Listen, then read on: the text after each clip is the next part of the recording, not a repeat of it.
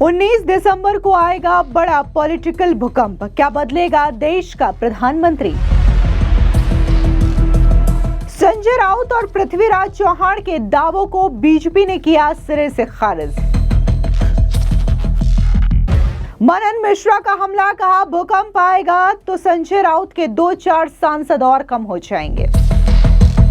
मुझे लगता है कि जो 2-4 उनके पास बचे हैं वो सब भी खत्म होगा। देश की राजनीति में एक बार फिर हलचल तेज हो चुकी है। कांग्रेस के वरिष्ठ नेता और महाराष्ट्र के पूर्व मुख्यमंत्री पृथ्वीराज चौहान ने ऐसा दावा कर दिया है जिसने सियासी गलियारों में चर्चा का बाजार गर्म कर दिया है। उन्होंने कहा कि 19 दिसंबर को भारत का प्रधानमंत्री बदल जाएगा और इस बार देश को एक मराठी प्रधानमंत्री मिलेगा। वहीं पृथ्वीराज चौहान के इस दावे के ठीक 2 दिन के बाद शिवसेना यूबीटी नेता संजय राउत ने भी ऐसा ही दावा किया। संजय राउत ने कहा कि दिल्ली में बातचीत से लगता है कि एक पॉलिटिकल भूकंप आएगा जिससे 19 दिसंबर को नरेंद्र मोदी की सरकार गिर सकती है। अब जिस तरीके से संजय राउत ने यह बड़ा दावा किया है, इसको लेकर के बीजेपी के सांसद मनन मिश्रा ने एक जोरदार हमला बोला और कहा कि पॉलिटिकल भूकंप तो आएगा, कहीं ऐसा ना हो कि संजय राउत के बचे 2-4 सांसद भी कम हो जाए। सुनिए क्या कुछ मनन मिश्रा ने कहा।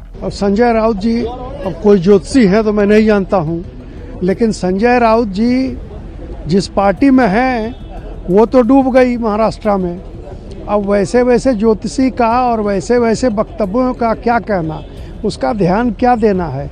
अर्थक्वेक आएगा, मुझे लगता है कि जो 2-4 उनके पास बचे हैं वो सब भी खत्म होगा। इसके अलावा बीजेपी के सांसद दीपक प्रकाश ने भी जोरदार हमला संजय राउत पर बोला। क्या कुछ उनका कहना है, सुनिए। संजय राउत जी मानसिक रूप से बीमार हैं, विक्षुब्ध हैं। अब ना उनकी पार्टी बची, ना उनकी नेतागिरी बची और पूरा महाराष्ट्र नहीं, पूरा देश उनको नजदीक से समझ लिया है और उनको मैं सलाह देता हूं कि वो किसी अच्छे डॉक्टर से अपना इलाज कराएं। साथ ही भगवत किशन राव कराट का बयान आया। उन्होंने क्या कुछ संजय राउत के इस बयान को लेकर के कहा, सुनिए।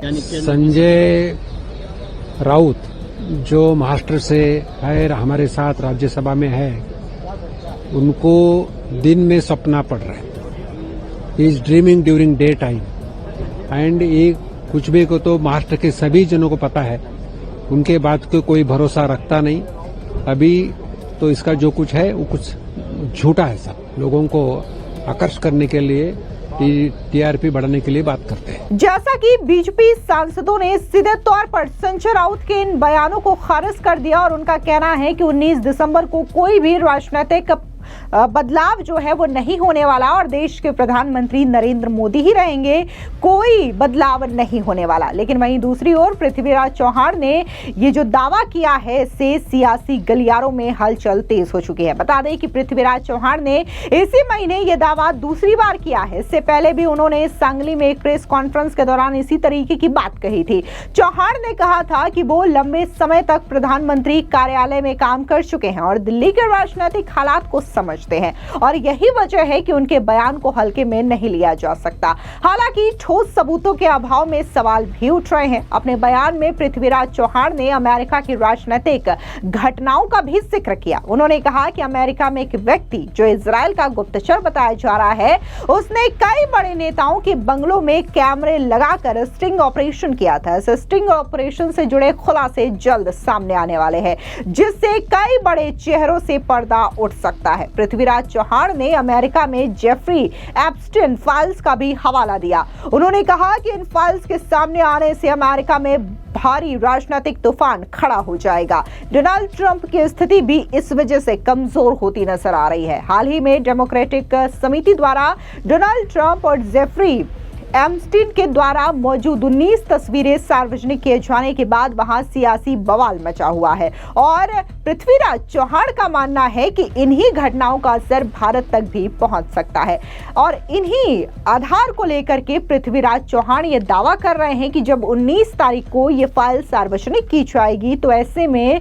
भारत से जो प्रधानमंत्री का पद है वो खाली हो जाएगा और नरेंद्र मोदी जो इस वक्त प्रधानमंत्री हैं उन्हें इस्तीफा दे देना पड़ सकता है। और ये जो दावे हैं वो संजय राउत और पृथ्वीराज चौहान भले ही कर रहे हों, लेकिन बीजेपी नेताओं की ओर से इसे सिरे से खारिज किया जा रहा है। दरअसल आपको बता दें कि ट्रंप प्रशासन 19 दिसंबर को कुख्यात यौन अपराधी जेफरी एप्स्टीन से जुड़े दशकों पुराने सरकारी रिकॉर्ड सार्वजनिक कर सकता है। इस दौरान एप्स्टीन केस से जुड़े सभी ईमेल, तस्वीरें और डॉक्यूमेंट्स पब्लिक होंगे। इसका मकसद एप्स्टीन के पूरे नेटवर्क की सच्चाई सामने लाना है। आरोप है कि इस नेटवर्क में नाबालिग लड़कियों का शोषण हुआ और दुनिया के कई बेहद ताकतवर लोग इससे जुड़े हुए थे। इससे पहले इस केस से जुड़ी 19 तस्वीरें 12 दिसंबर को पब्लिक हुई थी, जिसमें 3 तस्वीरें ट्रंप की है। इसके अलावा पूर्व राष्ट्रपति बिल क्लिंटन, अमेरिकी अरबपति बिल गेट जैसी बड़ी हस्तियों की तस्वीरें भी सार्वजनिक हुई है।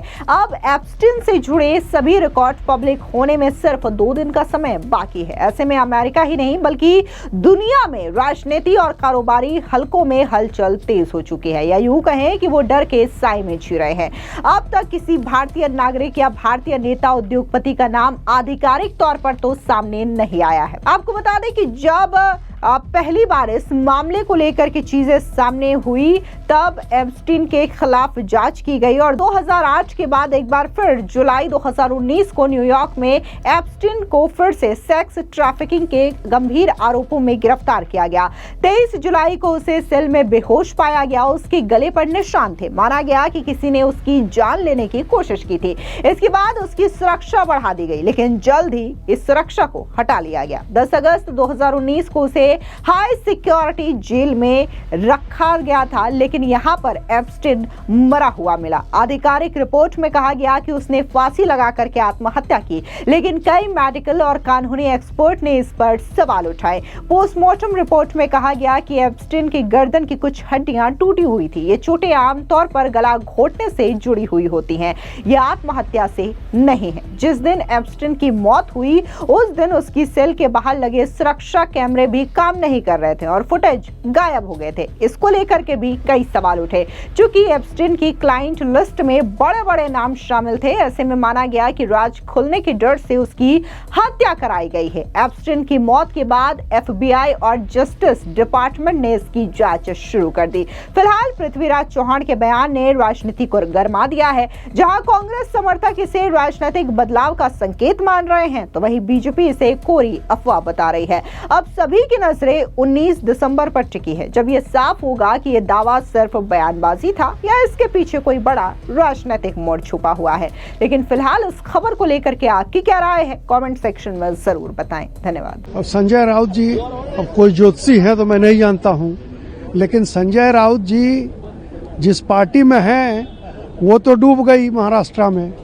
अब वैसे वैसे ज्योतिषी का और वैसे वैसे वक्तव्यों का क्या कहना, उसका ध्यान क्या देना है।